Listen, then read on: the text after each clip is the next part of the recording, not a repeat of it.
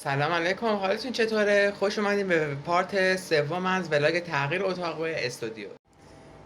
بچه ها داخل اینستا داشتم میگشتم یه دکوری دیدم به نظرم باحال اومد.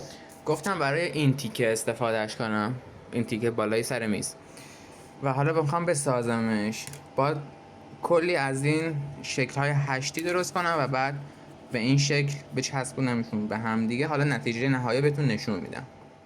بفرمایید. به نظر من که خوب شد.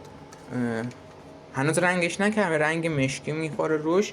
کلا خیلی خوشگل میشه. حالا نتیجه رنگ شدهشم بهتون نشون میدم. خب بچه اومدم گرگر برش داریم ببینیم نتیجهش چی شد. البته این چون اولین بار بود از اینا درست میکردم، خود سازش هم خورده زشته. خب در تمیز در نیومده اینجوری. حالا رنگش کردن خیلی بهتر شد.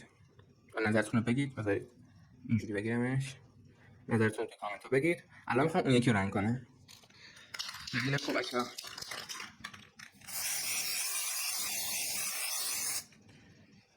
رنگش کنیم باحال میشه.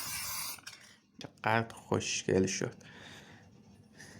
دیگه. حالا باید بذاریم خشک بشه دیگه، حالا بعدا نصبش کنیم.